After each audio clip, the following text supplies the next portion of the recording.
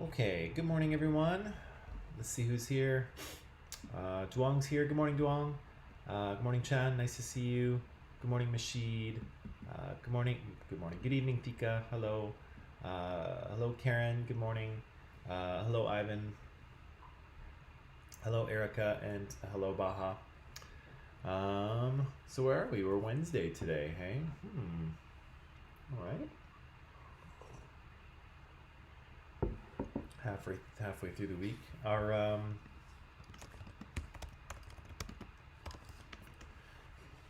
good morning, Jenna.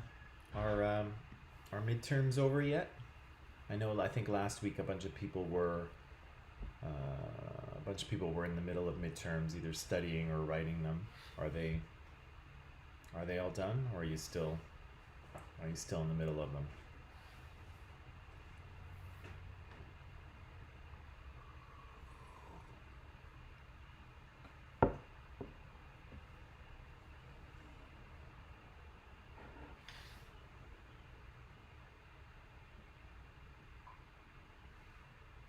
Morning, Banamere.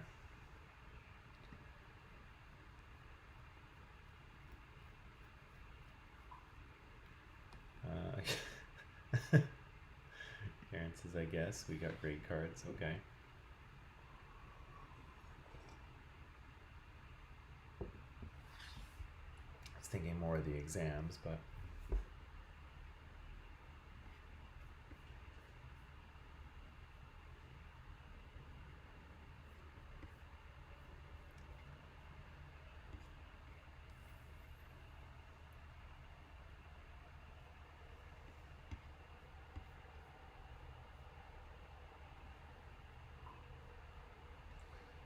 Boss is kind of. Okay. This is highly unclear whether they are or are not over. Seems like they are not.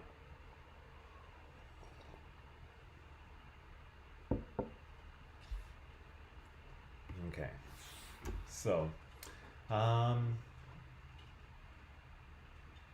let's go back to what we were talking about yesterday, okay? So I had you read that article, and the article was about a controversy about pronouns. And so, if you remember, the Jordan Peterson, a psychology professor at University of Toronto, he got into a bit of trouble because the university had created a policy saying that you should use the appropriate pronouns that students and other teachers ask you to use, right? And so, excuse me, if someone is transgender, if someone is gender non-binary, and they ask you to use a particular pronoun, so he or him or she or her or she or zer or whatever pronouns they ask you to use, the university says, please do so. And good morning, Hassan, and good morning, Caleb. But Jordan Peterson said, no, I don't want to do that. I disagree with that. And so Jordan got into a little bit of trouble with the university. He got a letter where the university went, right? He got one of those. But there was a lot of controversy. There was a lot of arguments surrounding whether he should or shouldn't use those pronouns and why it was important, right? And so the article that we read was kind of talking about both sides, right? Talking about why people thought it was important to use correct pronouns. And then Jordan Peterson had some parts where he was able to respond and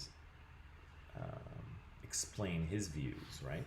So what I had asked you to do, if you recall, is, we looked at this guy,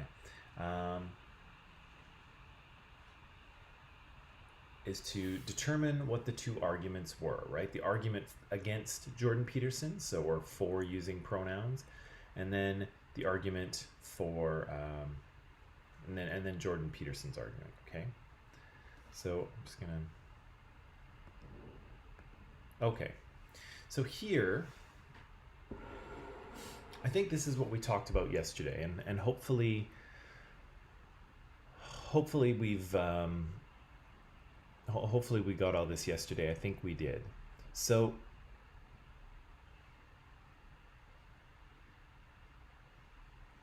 I think I should change some wording there, but the conclusion here for the side that is opposed to Jordan Peterson, the university, the student advocates, transgender, non-binary people, they say that students, university staff and students should, I think that's what I meant to say there, not forced. It should be, that's okay, Casey. It shouldn't say forced there. It should say should, I believe. So university staff and students should use gender neutral pronouns at an individual's request. I think that's the conclusion of their argument. That's the main thing that they want us to believe. And so, well, why should we believe that? Well, first of all, people have the right not to be discriminated against, right? And so if you choose not to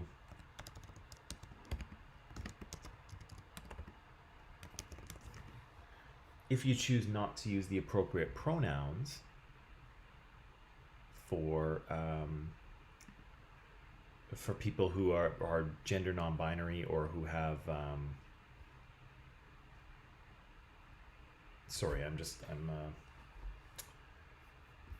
I cannot stream together a coherent thought here this morning. I apologize. Okay. One of the premises that people have a right not to be discriminated against, and when you don't use appropriate pronouns, you are discriminating against people who are gender non-binary or who are transgender, right?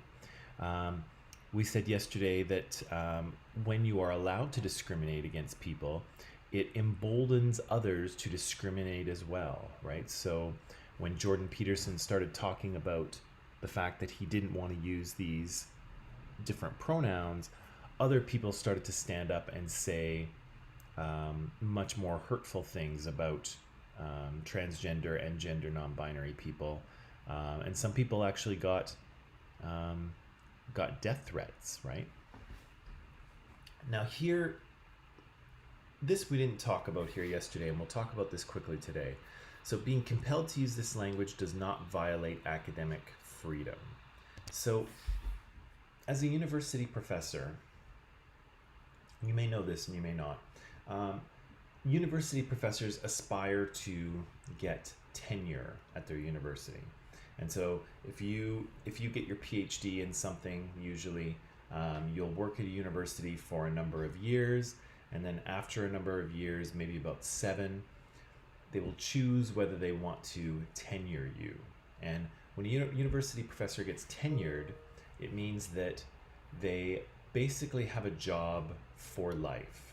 You basically cannot fire them unless they do something completely illegal, okay? Now, that might sound like a pretty surprising thing, a pretty surprising perk to have for a job, to be guaranteed a job at this university for the rest of your life. But it's actually a very important part of the academic process, because people who study in universities are supposed to look for the truth, right? They're supposed to uncover the truth, whatever that truth is. And sometimes that truth might be unpopular, sometimes it might be uncomfortable, sometimes that truth might contradict with what the government wants you to think. And so if university professors were fired every time they were researching something that's, well, there's a lot of things that we wouldn't know, right? So the universities create a tenure system so that professors, so that the researchers can have academic freedom, so they can pursue their research wherever it leads. They can say whatever conclusions that they need to say, and if it is publicly unpopular or if it's unpopular with the government, it doesn't matter. They can't be fired because they are in the pursuit of truth, right? As long as they have a valid argument and data behind what they're saying, then they can't be fired. And so, again, that's a very important part of academic research, to make sure that people can search for the truth without fearing that they're going to lose their job if they say something that's unpopular with the government or some such thing, okay? So academic freedom is an important part of how universities and how research works, right? Researchers have to be free to share the results of their research, whether you like their results or not, okay? But the question here is that, does this constitute academic freedom? Okay, so does Jordan using or not using pronouns, is that part of Jordan's research? Does that violate his academic freedom? Or is this something else? Okay.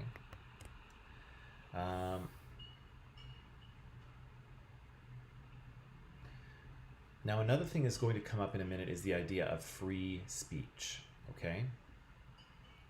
And you've probably heard about free speech before, but the way that free speech works in Canada is this. So we have a Charter of Rights and Freedoms. It is part of our Constitution, and in that Charter of Rights and Freedoms, it tells Canadians all of the freedoms and rights they have in the country. And if I can, I'm just going to get to Karen's thing here. Karen, unpopular opinion is fine, but being rude and disrespectful isn't. That is true. That is true. There's a step beyond rude and disrespectful, though, Karen. But I think you are right. Right? People don't have to like what you say, but you should be respectful and polite when you say it. Yeah, that's very true. But there's another layer to this as well. But I think you're right. So we have a constitution that kind of governs Canada, right? It's a law that tells us how Canada works. Good morning, Justin. In it, there's a Charter of Rights and Freedoms. And actually, let me just bring it up here, okay?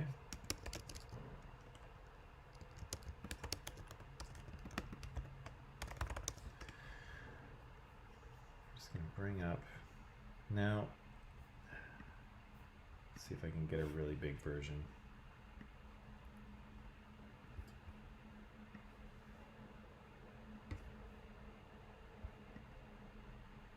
It's not that big.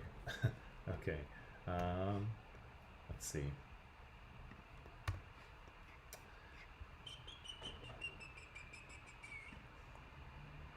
Yeah, so this is our Charter of Rights and Freedoms, and I know you can't read it there because it's probably too small for you, but it tells Canadians, and it tells everyone who's actually in Canada, so most of this applies to all of you as well if you're in Canada, what rights and freedoms you have. And so it says that these rights and freedoms are guaranteed to you under this charter. There are fundamental freedoms, which we'll talk about in a second.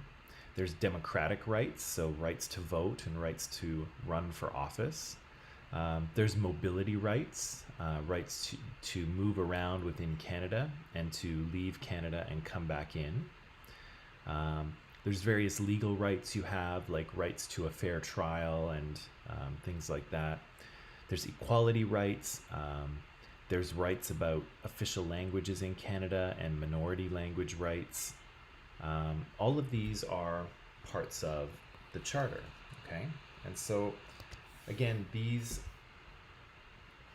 what I think is super cool about that Charter of Rights and Freedoms is that if you're in Canada, those rights and freedoms apply to you just like they apply to me. So even if you're a citizen of another country, all of those rights apply to you, except for voting. You don't get to vote in Canada unless you're a citizen. And mobility rights. So you can't come into Canada without permission, kind of thing, right? Lots of you need a permit or a visa to come in, whereas I can just come in and leave Canada whenever I want.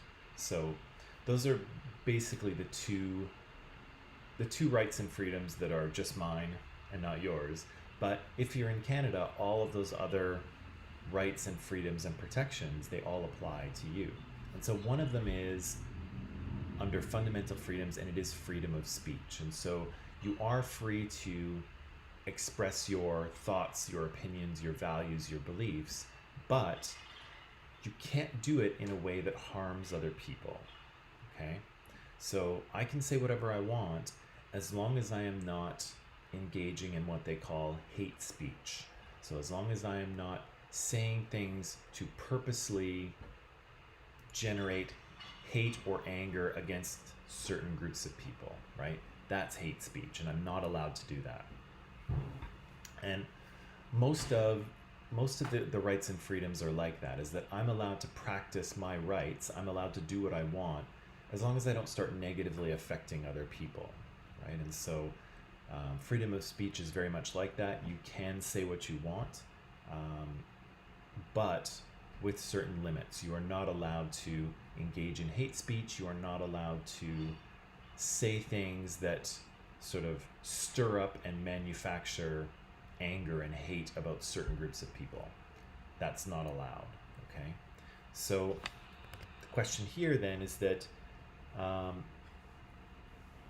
using this language or being forced to use it doesn't violate his right of free speech, okay? But we'll get to that in a second. Let's talk about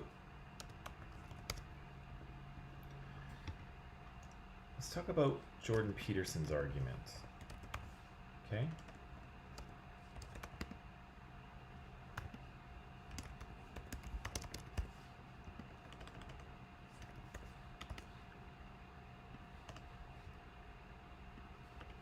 Let's talk about Jordan Peterson's argument. So what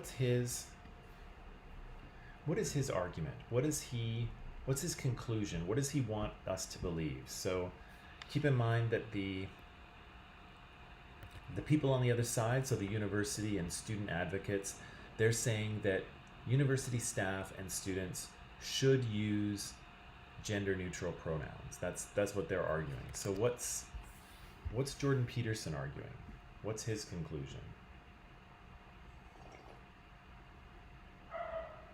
This one is a little more tricky, but I think we can do it.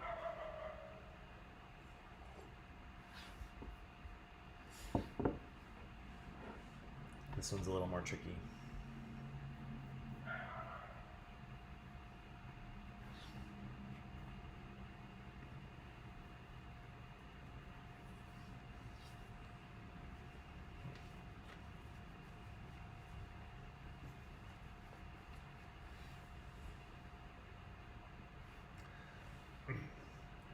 So university staff and student advocates are saying you should use pronouns when talking to people, appropriate pronouns when talking to people who are transgender or gender non-binary. What's Jordan Peterson saying? What's his argument? What's his conclusion? What's the thing? What's his position? What does he want us to believe, or what does he want to be allowed to do?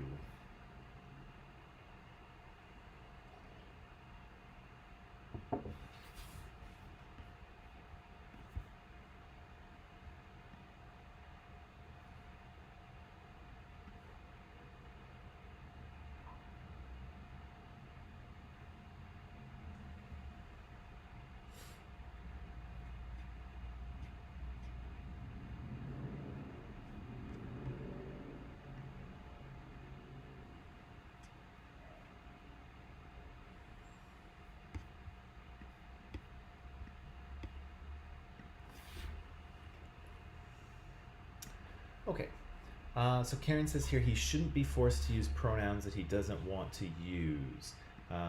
KC says he refuses to use pronouns. Erica says he says that everyone has the right to freedom of speech. Okay. Okay, good. I think there's another one coming through here. Yeah, Sean says he doesn't want to use the pronouns. Yeah, okay. That's good. So Erica, I think you've got a premise there, so I'm going to hang on to that. But for Karen and Casey and Chung, I think you're all correct. So Jordan is saying that he shouldn't be forced to use the pronouns. He should be able to say whatever he wants. Okay? That's his conclusion. Now the trickier part. And Baha says everyone should use pronouns they feel comfortable using. Yeah, I think that's a slightly different way of phrasing it. So I think you're right. I think you're right, Baha. But um, I think Karen's is probably the best statement of what his conclusion is. I think, although Casey is right, he refuses to use pronouns.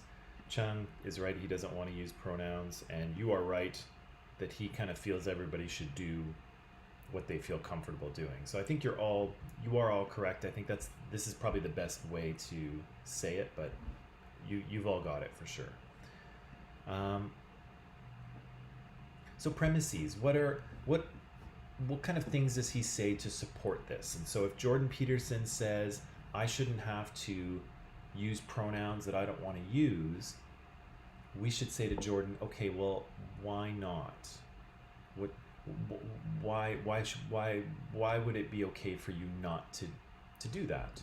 Why do you think that the university shouldn't tell you to do this? What's your support? What's your reasons? What's your evidence? Okay. And this is where it gets maybe a little tricky, but we're going to work through it.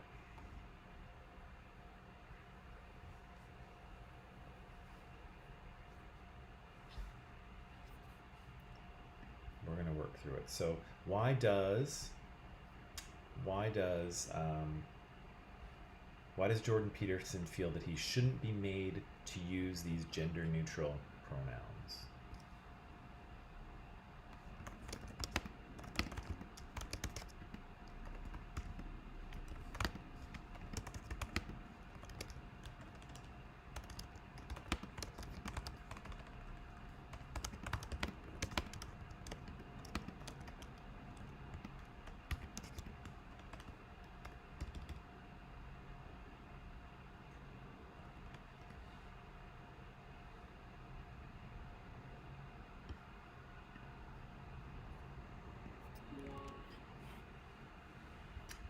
See, so why are we what reasons does he offer us to support his position that he should not have to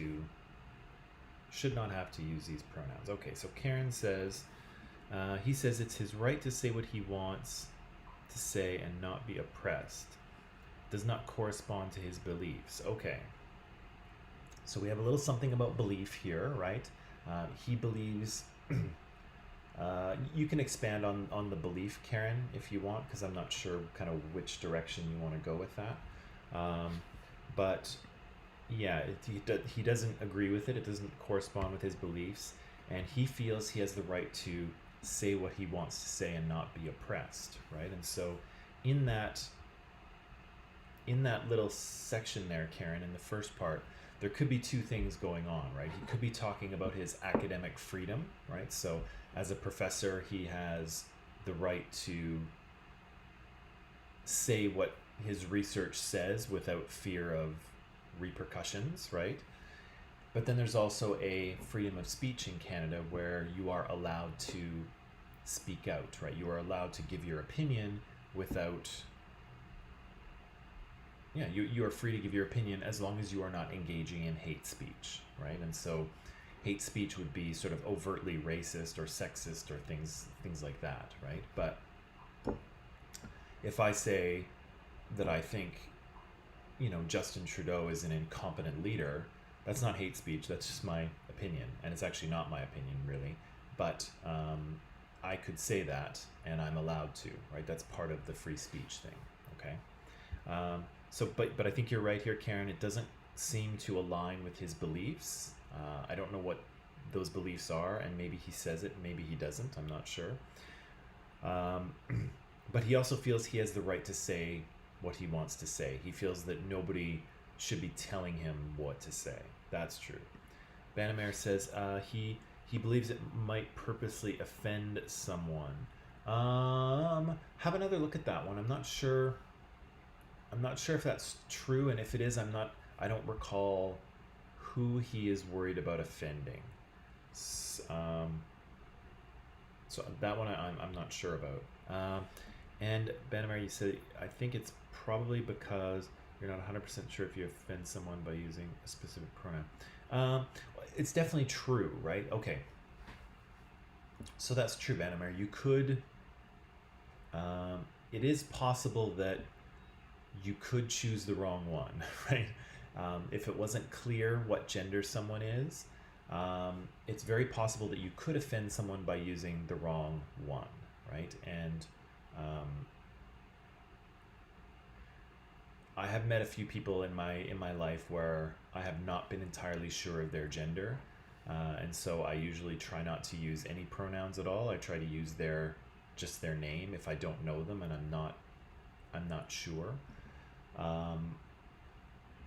But in this case, keep in mind students are saying what pronouns they want to use, and actually you're starting to see that in people's email signatures.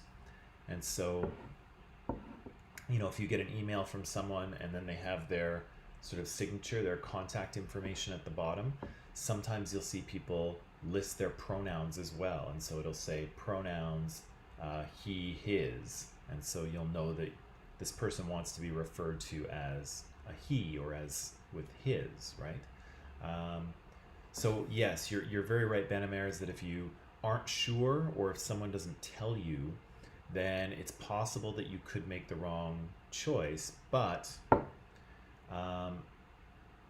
Jordan Peterson is kind of saying that he should be able to say what he wants, right? So if you come to Jordan Peterson and you say to Jordan that I am a gender non-binary person, I don't identify as one gender or another, can you please not use male or female pronouns with me? And Jordan Peterson is saying, no, I think I'm just gonna refer to you as a he because that's what I want to do.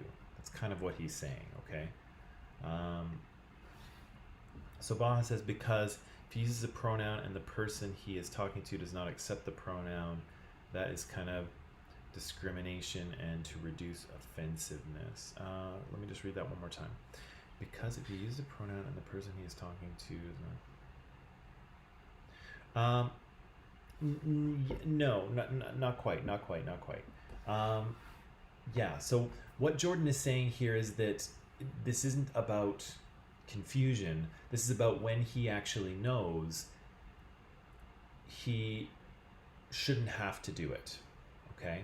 And so, again, if somebody says, I'm gender non-binary, I want you to use she as my pronoun, Jordan Peterson is saying, I shouldn't be made to do that. I should be able to do whatever I want.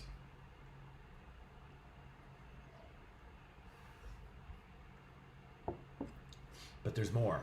There's more reasons. Why does he think this whole pronoun thing is a big problem? Because he thinks it's more than that, right? Jordan, this is the interesting thing about Jordan's argument here is that it is larger than just pronouns, right? And so the student advocates and the university is saying you should use the appropriate pronouns for people because it's respectful and it makes people feel included, and it sends a message to everyone that we don't discriminate against people based on their gender, right? That's what they're saying. And so their argument is very firmly focused on the pronouns and the people that use them. But Jordan's argument gets bigger, okay? So it has larger implications.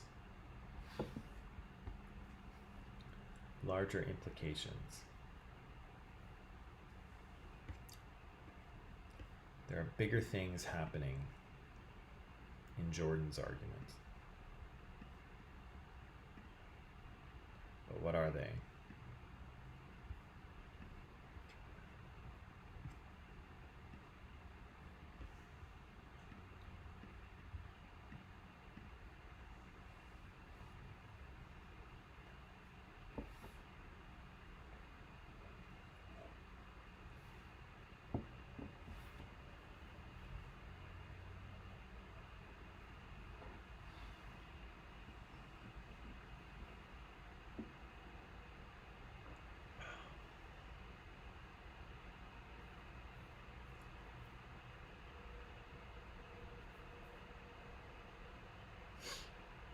I'm going to give you some time with this one because I do want us to figure this one out.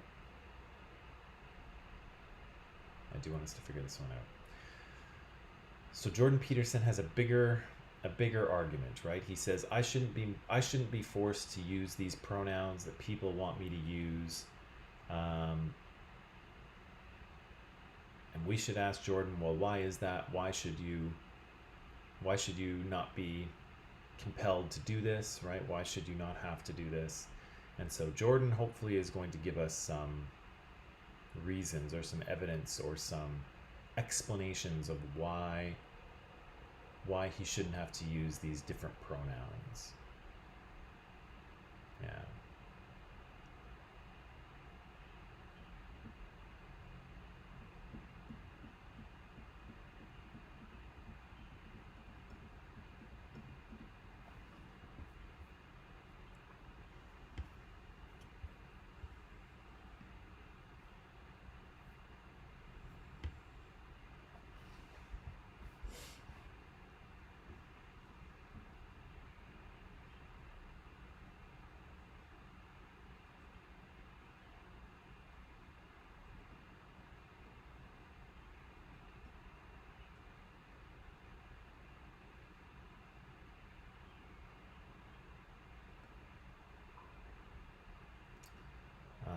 Okay, so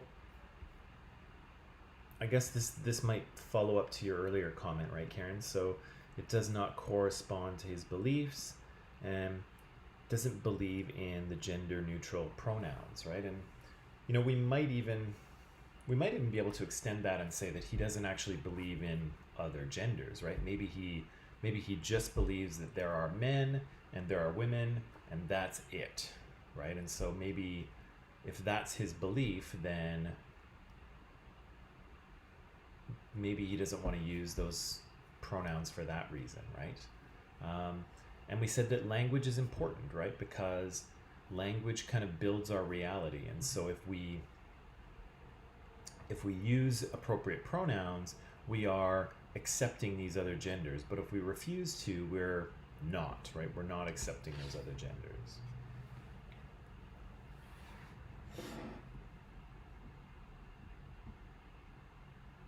Okay, but what else is he saying?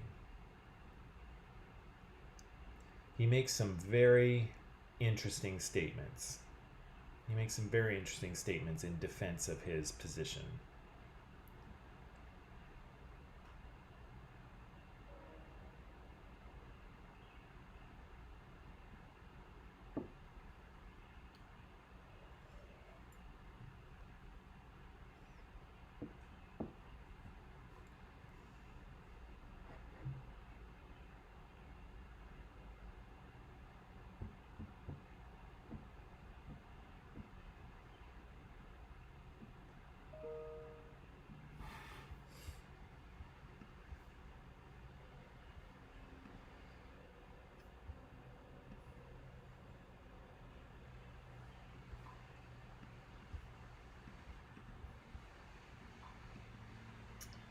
Okay, let's see here. KC says he thinks it. Oh, okay. Let's tackle this one.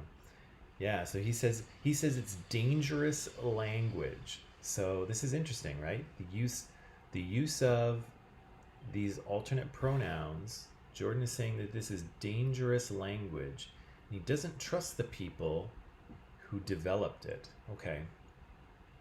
That seems like a very extreme statement, but who's he talking about? He says he doesn't trust the people. Can I point to the people there? Yeah. He doesn't trust the people who developed it. So who are those people? Who on earth is he talking about? Karen says it's a conspiracy against him by the Black Community Club. Yeah, so there's I think it's an on-campus student group that is sort of, I guess, pursuing awareness of inequalities in society with regard to Black people, and so he feels targeted by them, right? Yeah, maybe trans people, right? He doesn't trust these people, and he thinks that this language is dangerous. Why on earth is this language dangerous? It seems fairly innocent, right? It seems like this is very unimpressive, boring language. Why does he think it's so dangerous? Why does he think it's why is it so concerning to Jordan Peterson?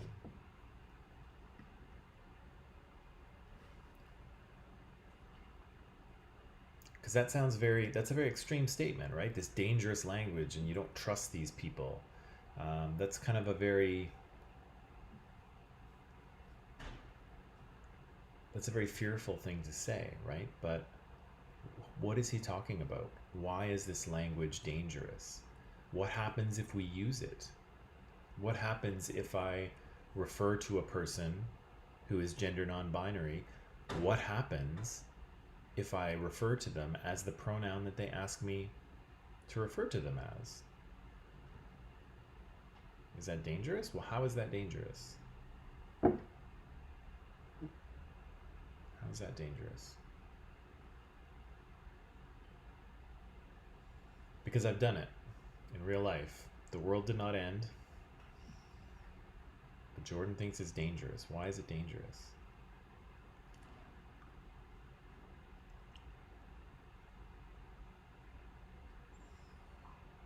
And he really thinks so, right? Because he might be, he might have been putting his job on the line to do this, right? Because he said, I'm not going to do this thing that the university is telling me to do. He got an official letter from the university saying, bad Jordan Peterson, right? So he's actually prepared to compromise his career and his employment for this issue. So he clearly believes fairly strongly in it, you would think. Karen says he's probably homophobic. Well, maybe, right? We don't know that for sure. And he knows how much power the minority groups and LGBTQ have. Okay, maybe.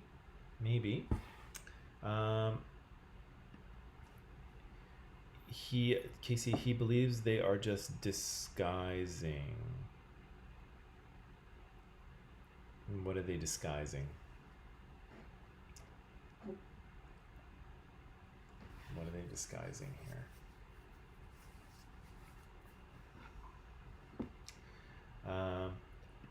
Yeah, okay, so they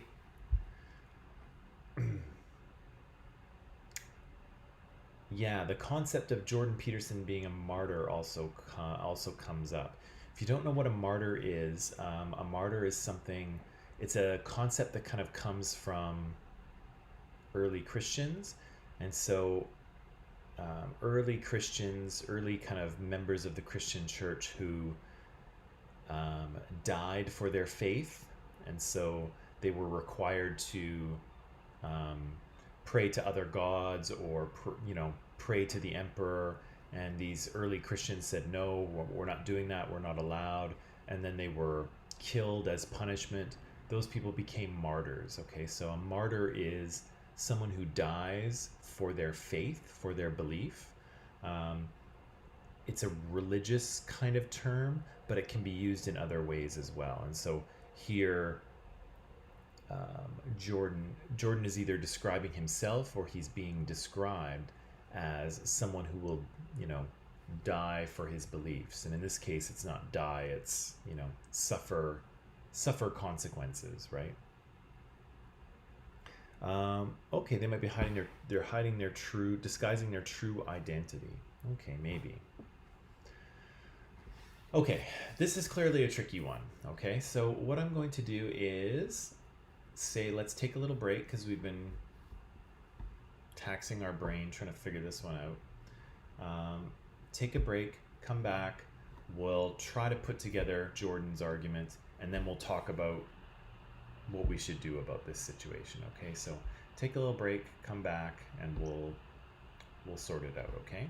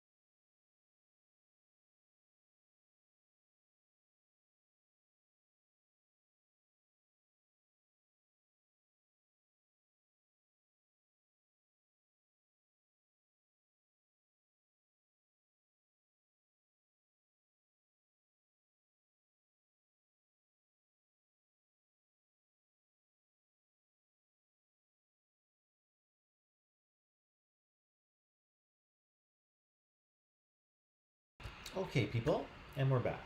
So,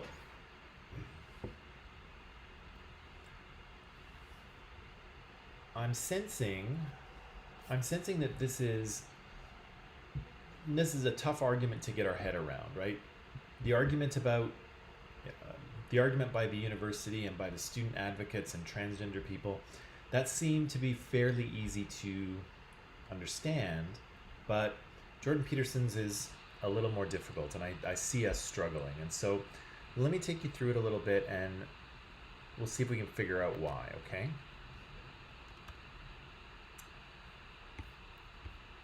So here's what I see Jordan Peterson arguing, at least in this article here, okay? So I think we correctly identified that he felt he shouldn't be forced to use these gender neutral pronouns by his university, right? So he says a couple of things in this article. So one is that he feels he's being compelled to use this language leads to totalitarianism, right? And I think he says that at one point in the article, that it's a kind of a slippery slope, and that this language leads to Marxism and extreme, it gives power to people on the extreme left, and it somehow leads to a totalitarian or authoritarian state, okay? Do you remember him saying that? Right? He said something about, that this kind of thing just leads to totalitarianism. Actually, let's actually look up where he says it.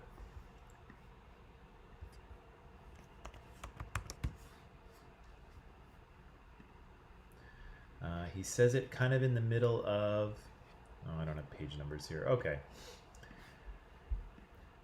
He says this. Okay, I'm going to read it to you. He says in the video, so his YouTube video, he lashes out against political correctness on campus, bashes politically correct human resources training, pathological HR departments, HR is human resources, and the people behind the doctrines as resentful and uninformed. He equates the radical left with Marxists, who he says are no better than Nazis, and he says he won't be a tool of murderous ideology.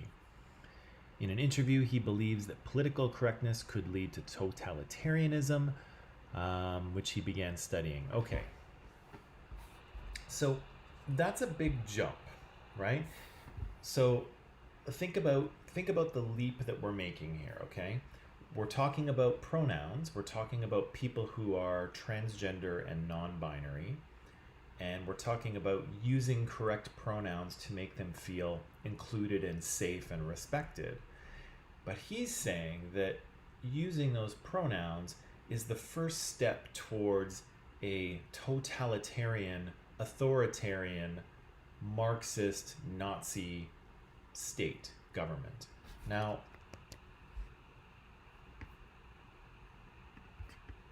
does that sound very reasonable to you? Is that a reasonable statement to make? That if I start referring to people with different pronouns, that somehow in Canada we could wind up with some sort of communist or some sort of communist or Nazi dictatorship? Is that a reasonable thing to say?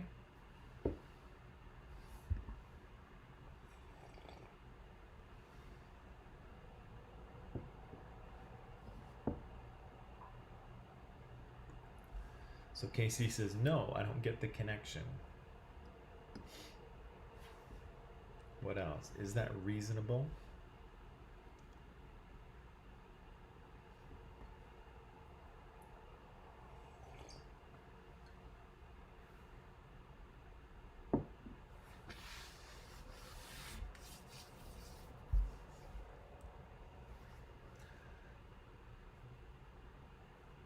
So hopefully other people will respond here, because there's 13 of you out there.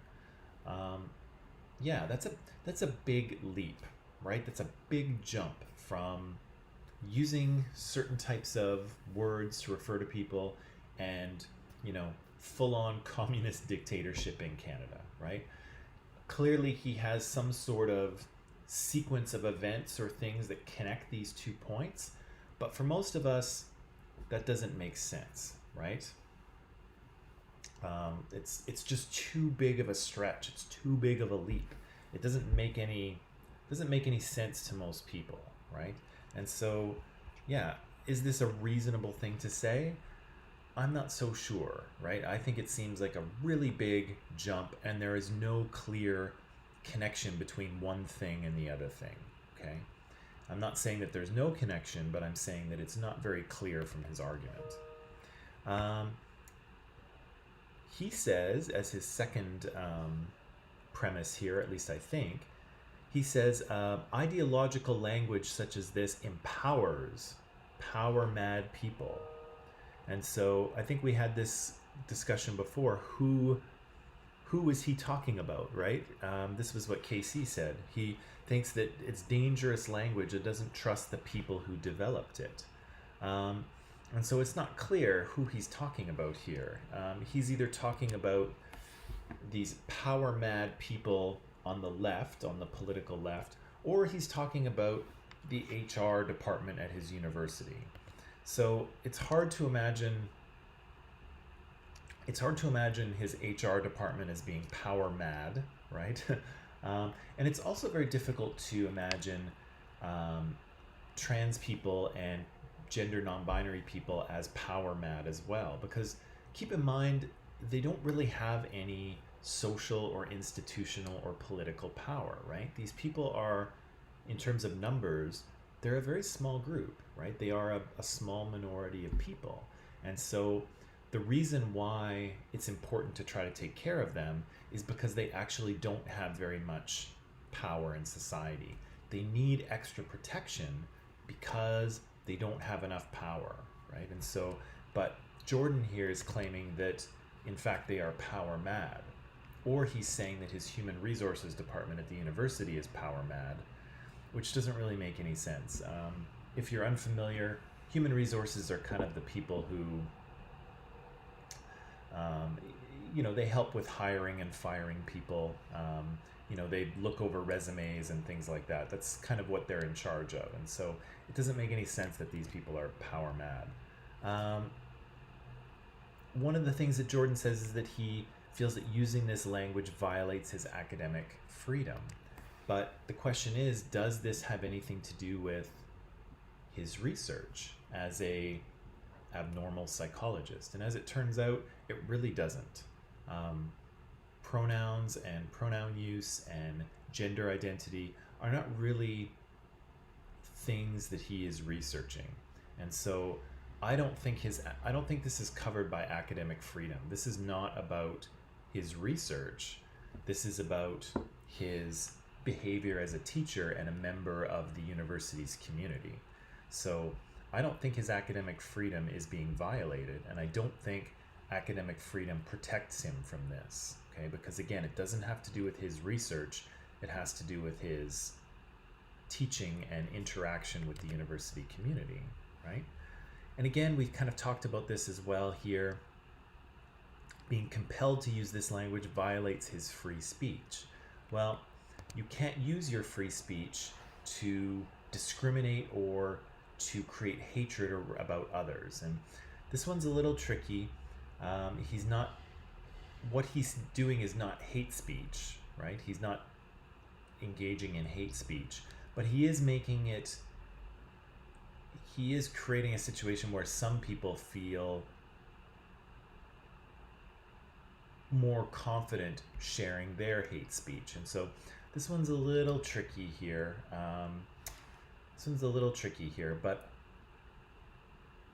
the university is not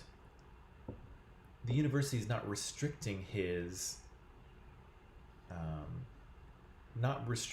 free speech by asking him to do this, because think about this.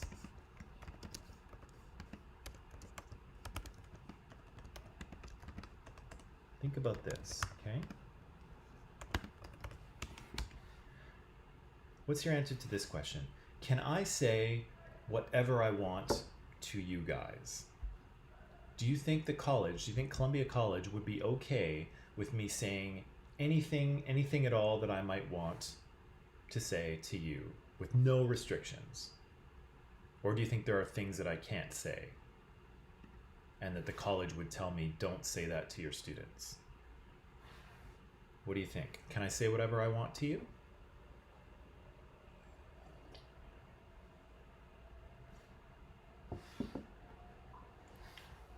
Rashid says, Karen says no. Rashid says no. Actually, I can. No, I can't. Yeah, the college has certain professional standards, right? I cannot just say whatever I want to you, right? And actually, no. Actually, no, I can't. And of course, as a professional, that's not a problem for me, right? Because I know the boundaries, right? I know the limits. I know what things are appropriate to say to you, and I know which things are not. But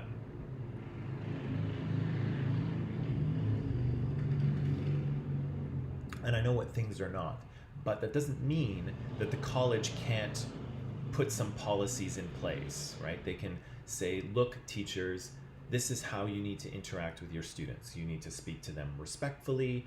You are not allowed to yell at them. You're not allowed to call them names. You can't humiliate them. I mean, all colleges have a code of conduct for teachers in place, right? And so colleges and universities tell teachers how to interact with their students all the time.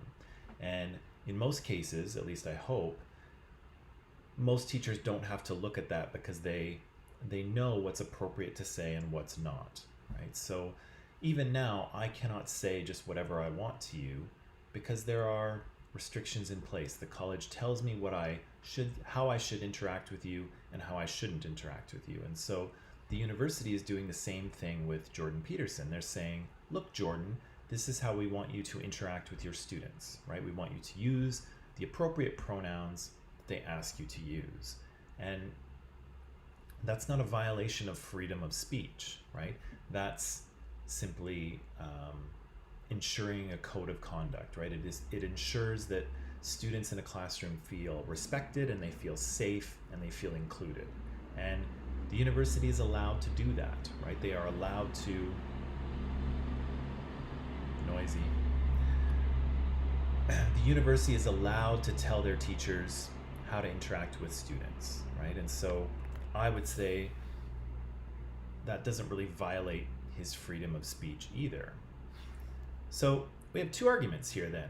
The university and student advocates and transgender and gender non-binary people are saying the university should tell their students and staff how to use gender-neutral pronouns because people have a right not to be discriminated against. If we discriminate against them, it communicates unacceptance and other people may start to discriminate as well. This language doesn't violate anyone's academic freedom and it doesn't violate anyone's freedom of speech. Yet Jordan Peterson says he shouldn't be forced to use these gender-neutral pronouns because he feels it does violate his academic freedom, that it does violate freedom of speech, that it empowers power-mad people, whoever those are, it's a little unclear, and that using this language somehow leads to some sort of authoritarian, totalitarian dictatorship in Canada. Somehow. So my question to you then is, do both sides have valid arguments? Do both sides have valid arguments?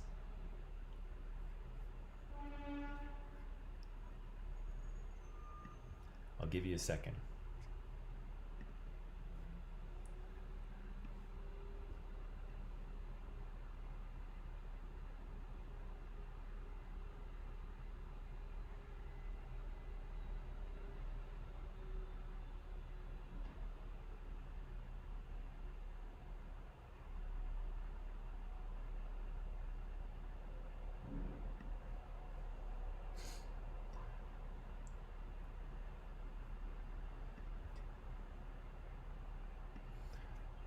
Okay, theoretically yes, practically no. Well, keep in mind how we were evaluating arguments from the beginning, okay? So I'm just going to go back here. I'm going to go to this one. So we said that if we were going to evaluate an argument, Thika here says both sides have valid argument as long as both can offer opinions and cannot be dismissed. Yes, but let's look at them. So here, this argument here, we said that if this is going to be a good argument, the premises have to be true. So do people have the right not to be discriminated against? Well, yes, they do, right? That is true, right? They have a right not to be discriminated against. It is in our Charter of Rights and Freedoms, and as we saw in the article, Bill 16 was going to make it illegal to discriminate against people based on their gender identity. So that's pretty much true, right? People should not be discriminated against. We have laws against it, right? Does discrimination and non-acceptance of transgender people embolden others to discriminate as well? Well, it seems like that's true, because when Jordan Peterson started speaking out, suddenly we had a bunch of death threats and we had white supremacists attending his lectures. And so I think we saw evidence that that one is true, right? That people were emboldened by the things that he was saying. Being compelled to use this language does not violate academic freedom. I think that is true, because again, this doesn't have to do with his research. This has to do with his behavior as a teacher. Being compelled to use this language does not violate others' right to free speech. That's also true, right? So again, it's okay for a university to tell its teachers how to interact with its students, right? You cannot say or behave in a classroom just any way that you want to, right? There are standards, there are rules, right? So I think all of these premises, I think we could agree that they are true. And again, are they logical support for the use of gender pronouns? Are there reasons why we should use gender neutral pronouns, right? So we should use them because we shouldn't discriminate. Yes. We shouldn't use them, we should use gender neutral pronouns because we don't want to create an environment that threatens people. Yes. We should use them because it doesn't violate any freedom of speech or academic freedom. Yeah, sure. I think this is a logical argument, and I think that all of the premises are either true or mostly true. And Baha, I see a no down there, but I have no idea what that no refers to. So maybe you can clarify that. Now, Peterson's argument here, are these things true? Again, being compelled to use this language violates his right to free speech. It does not, okay? Again, he's allowed to express his opinions, but there are also professional standards that Jordan Peterson needs to follow as a teacher, right? So this does not violate his right to free speech. So that premise is not true. Being compelled to use this language violates his academic freedom. I don't think it does, because again, it doesn't have to do with his research, it has to do with his job as a teacher, right? So I don't believe that this violates his academic freedom. So I don't think that one's true either. Ideological language such as this empowers these power-mad people.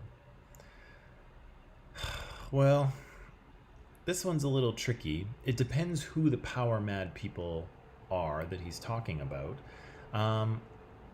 Language can be empowering, right? Certainly if we can certainly use language to make other people feel less powerful. So I'm not sure if this premise is true or not, because I'm not entirely clear what he's saying or who he's talking about. So for me, I would put a big question mark behind that. I don't really know if it's true because I don't really know what he's saying.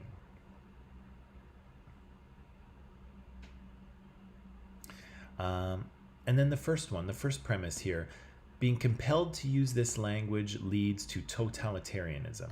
And so I'm going to go ahead and agree with KC here and say, I don't get the connection there either. So is this true? If we start using language like this, does it lead to a authoritarian dictatorship in Canada? Well, maybe. That doesn't seem likely, but again, there's a big question mark behind this one as well. I don't know if that's true. I kind of feel like it's not, but it's such a big statement, it is hard to determine whether it's true or not. So again, if we're looking at truth in these premises, I see two premises that are not true, and I see two premises that have big question marks behind them as to either what he means by them or if they are true at all. Okay? And so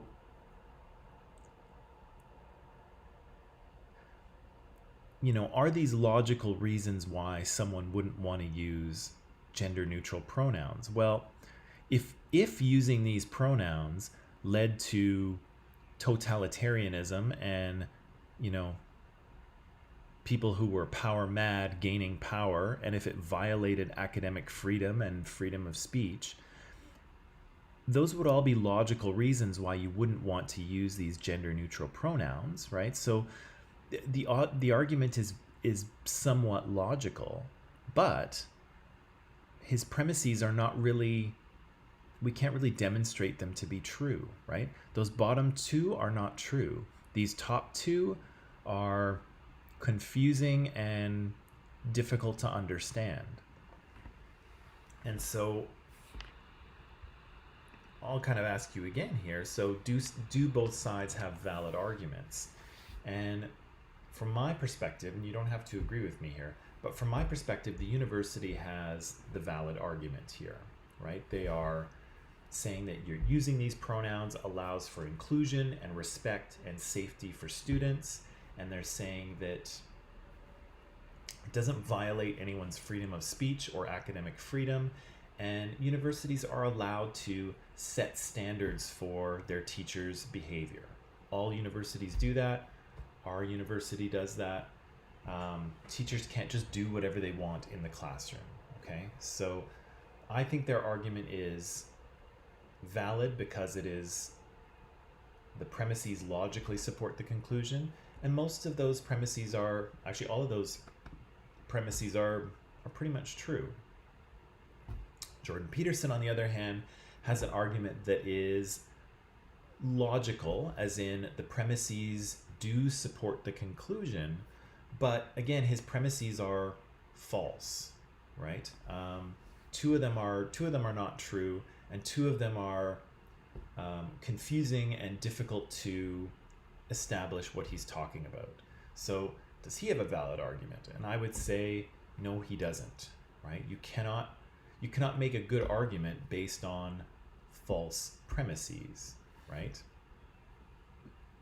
So again, you might agree with me there, you might disagree with me, but I think that Jordan has a poor argument. And again, he may have beliefs, right? He may feel that there are only two genders, and that's okay. He's allowed to believe that, and he's allowed to write about it. He's allowed to do psychological studies and talk about it in his papers and books that he writes, because that's his academic freedom. But when he's teaching in class, I think the university can ask him to use pronouns, whether he believes in them or not, right? Because again, they create a respectful environment, they create a safe environment for people, and the university is allowed to ask him to do that, right? So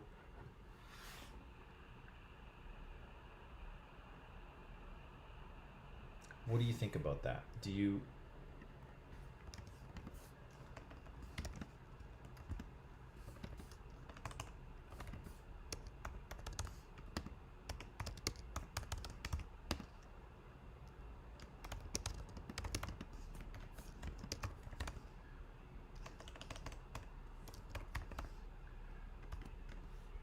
So, what do you think about what I've said there about those two arguments? Do you agree with me?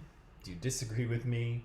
Um, do you at least kind of understand? Do you see what I'm saying? Do you see how we took those two arguments, we evaluated them, and arguably we have one argument that's pretty valid and the other argument that is questionable, um, at best, I would say. What do you think? Do you agree? It's okay to disagree with me, but what do you think? Do you see what we did there? Do you see that we have, yes, we have two arguments, but it doesn't mean, just because people have a difference of opinion doesn't mean that every opinion is equally valid, right? And again, I think that the university has made a stronger argument for what should happen. Jordan Peterson has made a reasonably weak argument. And so, yeah, what do you think? Do you agree? Do you disagree? Do you at least kind of understand what I'm showing you, even though it was kind of a difficult process? What do you think?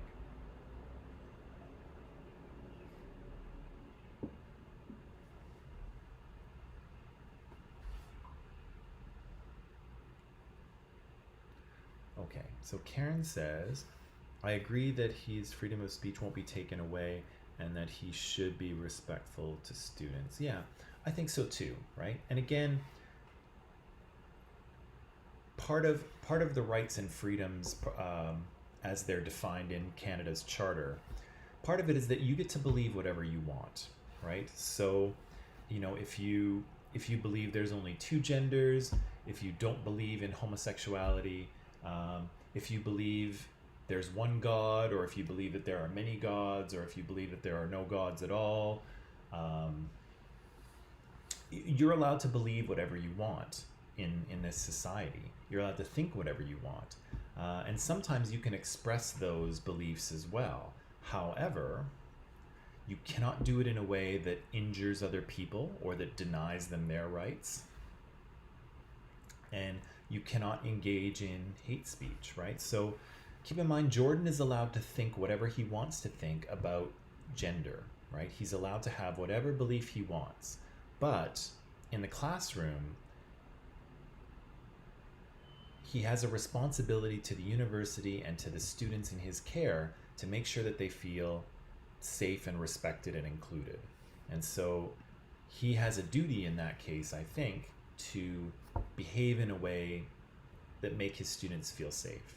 And again, in his private mind, he can think anything he wants. He is allowed to do that. And again, he is allowed to research this stuff as a psychologist and write about it, and that's fine. But okay. Is that it? One person either agrees or disagrees or understands. So does that mean that almost everyone doesn't understand, or has everyone fallen asleep, or what's the deal out there?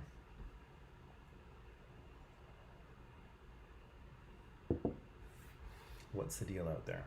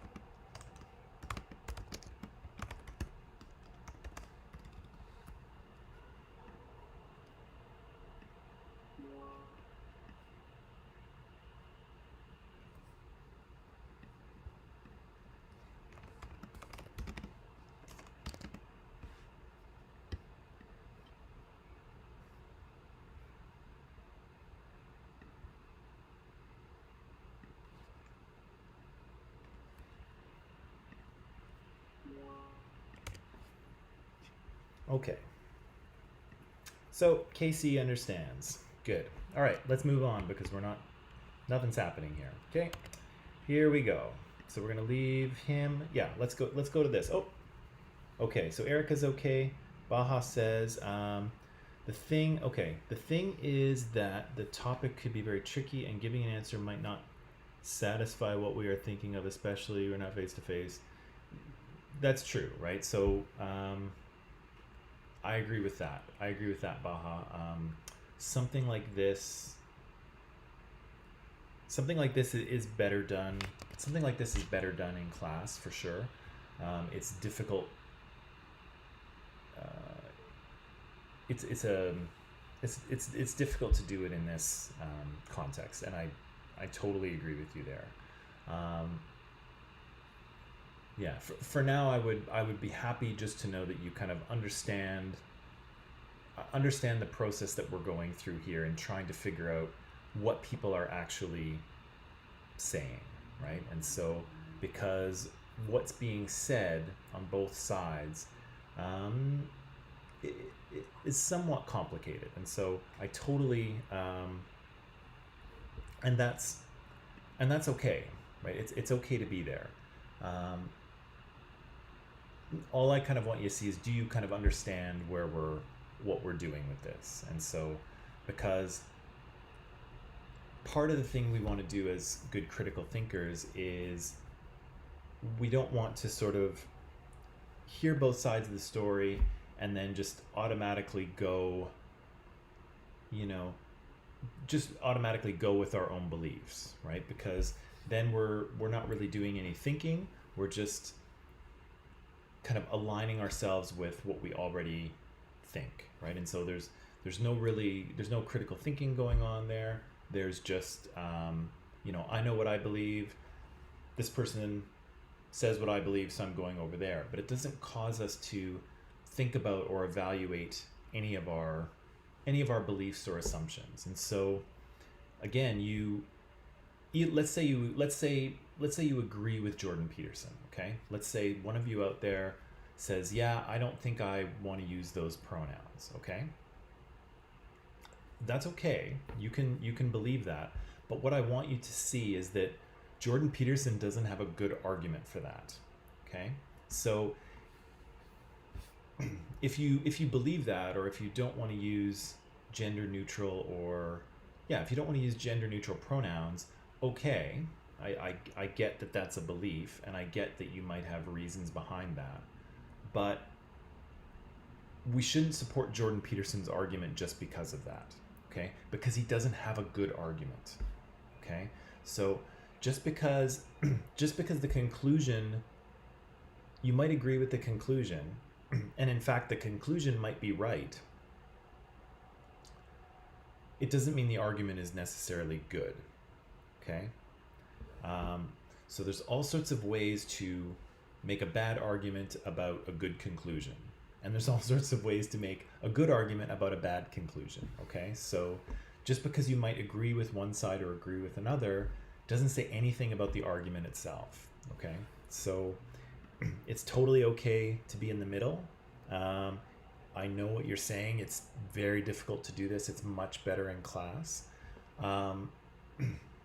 But I do want you to sort of understand the process that we've gone through, because even if you agree with Jordan Peterson, and I'm going to say it's okay for you to do so, even if you agree with him, he hasn't made a very good argument. He hasn't made a convincing one. And so I think if he wants other people to believe him and to agree with what he says, he's going to have to do better than that. Okay? That's what I'm saying. So that's kind of what I want you to see. Even if you agree with someone, they still might have a bad argument, and we need to be able to determine that. Okay? Hopefully that was helpful, but that's kind of what I wanted us to get. Okay? All right. So how much time do we have left here? Not very much. We were talking the other day, or a couple days ago, about discourses of sexism in advertising, okay? So we said that people are very engaged in media in terms of watching ads, often on YouTube nowadays, but watching ads, watching videos, watching TV, watching movies, listening to music, consuming the news, being on social media. And so we are consuming a massive amount of media information every day. And so, I have this statistic here about teens with mobile phones and going online. I'm sure that those stats are old. I'm sure that all American teens have a cell phone at this point, that they are online basically all the time. And so these numbers are really, really low. And so because people are consuming so much media, because they are exposed to so much information, it makes sense to look at some of that information and see what kind of messages are being transmitted in it, right? Because again, it's a major agent of socialization, right? Is a major source of social messaging, okay? So we looked at a few ads, we looked at some commercials we saw, which were admittedly a little bit on the old side, but we looked at some cigarette ads and we looked at toys and food. And what I was trying to suggest to you is that in many of these ads, they normalize certain situations, okay? So certain roles for men and women. And so often we see women doing housework and domestic chores and taking care of the kids.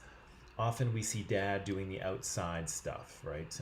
Dealing with the cars or barbecuing or mowing the lawn or stuff like that, right? So, and again, we see those things over and over again because the advertisers don't want to distract from the product. And so they often show you very stereotypical things so that you will very quickly understand what's happening in the commercial, and then you can pay attention to the product, right? You don't get distracted by what's going on with the people in the ad, right? So we have normal roles for men and women, right? Their likes and dislikes and their personalities. And so we see that men like barbecuing and meat and beer and things like that. And we see women liking, again, certain types of food or shopping or fashion or whatever it is. We see certain types of jobs in the household. And we often see heterosexuality being normalized as well. And so you don't see too many ads, too many advertisements for things with people of different sexualities, right? You don't see lots of gay couples. You don't see lots of lesbian couples. Almost everyone is heterosexual, right? They're a man and a woman, or they're a family, a husband and a wife with some kids. You tend to see these things over and over again, and it makes them seem normal, right? When you see them all the time. But there are messages like this in movies as well. And again, the same process is kind of happening to some degree. Okay, so remember what I said a minute ago. I said that often commercials will show you stereotypical images because they don't want to distract you from the product, right? So if I'm selling laundry soap, soap to clean your clothes, I'm probably going to put someone on the screen that looks like mom, right? Mom doing the laundry for her kids and for the family, because that's the normal thing. That's the stereotypical thing to do.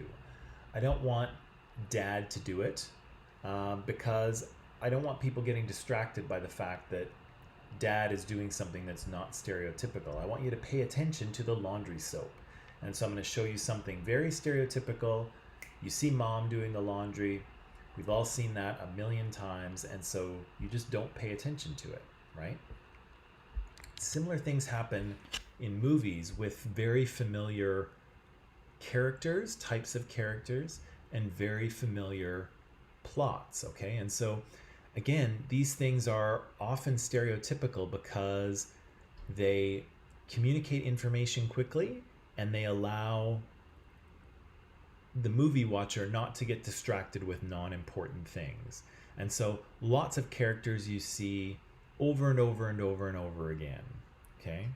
So here's a few of them. we have probably all seen these characters over and over and over again in different media, right? So the absent-minded professor, right? So maybe kind of an old guy, very brilliant, an inventor, but also kind of forgetful or a little weird or a little bit crazy, right? And so I think if you think to yourself about movies or television or books you've read, you can very easily come up with an absent-minded professor stock character, right? And so if you watch Rick and Morty, you'll see a very obvious absent-minded professor caricature. Who's another one who I'm thinking of? There's probably a bunch. This is Doc Brown from the Back to the Future trilogy, right? A typical absent-minded professor. We often see in films the angry black woman, right? And so she's stereotypically, she's black. She has a lot of sass. She kind of, tells people straight to their face what they should do or what they're doing. She calls them on stuff. This is a very stereotypical character that we often see in movies. The bad boy, right? The bad boy is a very stereotypical character, right? He's really good inside, but on the outside, he's really good looking and tough, and maybe he's got tattoos. And really inside, he just needs someone to love him, maybe. Girls, right? You know how that one goes. The anti-hero, right? Anti-heroes are huge, or have been huge probably in the past decade. And so here, of course, is Wolverine, right? The classic anti-hero. Yes, he's a good guy, but often the way he goes about doing good things is pretty bad, right? So he's kind of in a moral gray area sometimes. Of course, Deadpool is classic anti-hero as well, right? He's sort of a good guy, but kind of not always. He kind of does some very questionable things. Lots and lots of anti-heroes out there. I'm sure you can come up with examples of your own, right? But these are stock characters, right? Bad boys and anti-heroes. There's the crazy cat lady, right? Which you've probably heard about or seen. Here's the popular one from the Simpsons television show. The damsel in distress. You see her in lots of stories, sometimes movies, where she is basically the prize for the hero, right? So the hero, whoever the hero is in the story, has to defeat the bad guy and save the girl, right? And when the girl gets saved, they'll probably kiss, right? You've seen the damsel in distress probably a number of times. Here's the hot shot, right? So we see someone who's very stereotypical, really confident, really cocky, really good at whatever the thing is that they do. Here's Tom Cruise from Top Gun in the 80s, where he was a really confident, really hotshot kind of fighter pilot. And of course, there's a new Top Gun coming out at some point. But we've all seen versions of this character as well. The elderly martial arts master. Okay, so another stock character. We've seen this character a bunch of times. We see him in Kung Fu Panda. This is Mr. Miyagi from the Karate Kid back in the 80s. If you think about Yoda, Yoda is an elderly martial arts master as well from Star Wars. There's lots of different versions of these stock characters. And again, they're all very stereotypical, right? They all are sort of built from the same mold. Here we have a few other ones, right? The nerd. I'm sure we're all familiar with the nerd, right? He's really smart, but really socially awkward, not good with girls, kind of bad fashion, right? We know him. The jock. We know the jock, right? The sort of tough, but maybe not very smart football player from high school. We know him. There's the villain down there. So we have Voldemort from Harry Potter, but there's lots of lots of movie and film villains who are built like this. They have a dark backstory. Often they're sort of ugly or disfigured in some way. Voldemort here has no nose, which is kind of a little creepy. The noble savage is another one. The idea of the noble savage is kind of an indigenous person who is kind of simple and pure and in connection with nature, and has no faults, has no sort of negative traits about them. When we watched that Indigenous in the City documentary, we heard that Indigenous animator talk about the idea of the noble savage, right? This sort of simple child of the forest kind of thing. And here Pocahontas is kind of an example of that. I threw in the red shirt here, and this is maybe the last thing I'll say. If you watch the old Star Trek from the 1960s, on the ship, your rank, your sort of military rank, was shown in the color of shirt that you wore.